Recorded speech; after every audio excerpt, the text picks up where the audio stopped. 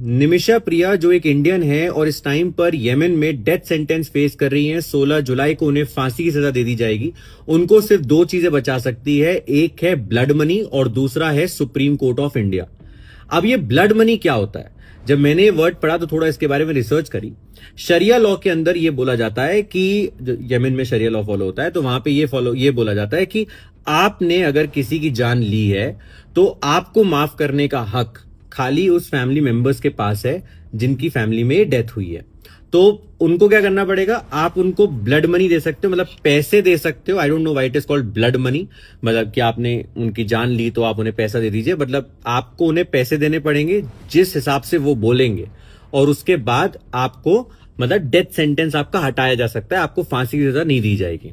इस केस में 2024 से ये चल रहा है। जो उनकी फैमिली है, उन्होंने एक बंदा है जिसका नाम है सैम्यूल जेरोम बस्करन, उनको पावर ऑफ अटॉर्नी दे दी है कि वो इसमें नेगोशिएशन करेंगे फैमिली की साइड से। बट 2024 मिड से लेकर अभी तक 2025 मिड आ गया, बट इस पे कोई सोल्यूशन हुआ नहीं है।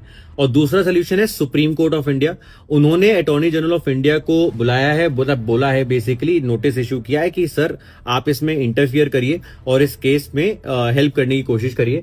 साथ में अर्जेंट शेड्यूल भी किया है हियरिंग को, जो 14 जुलाई को इंडियन सुप्रीम कोर्ट में होगी, और उसके बाद 16 जुलाई को तो उनका एग्जीक्यूशन है, मतलब उनको फांसी की सजा दे दी जाएगी। तो अब ये देखना होगा कि 14 जुलाई को क्या डिसीजन लेता है सुप्रीम कोर्ट और किस तरह से इंडियन गवर्नमेंट या फिर Indian ministry of external affairs इसमें एक्शन लेते हैं और निमिषा प्रिया को बचाते हैं। वैसे निमिषा प्रिया ने, इन अदर वर्ड्स अगर आपको बताओ किया क्या था, तो वहां नर्स थी, उन्होंने उसके बाद वहां अपना एक छोटा सा क्लिनिक खोला, तो जो उनके पार्टनर थे उनके साथ काम कर रही थी। फिर कुछ डोमेस्टिक वायलेंस का केस हुआ, दोनों के बीच में झगड़े हुए, तो वो पासपोर्ट उनका उस पार्टनर के पास था, तो उन्होंने उसे कुछ डोज दे दिया जैसे कि उससे वो पासपोर्ट ले सके, वो मतलब बेहोश हो जाए। बट वो ओवरडोज की वजह से वो इंसान मर गया।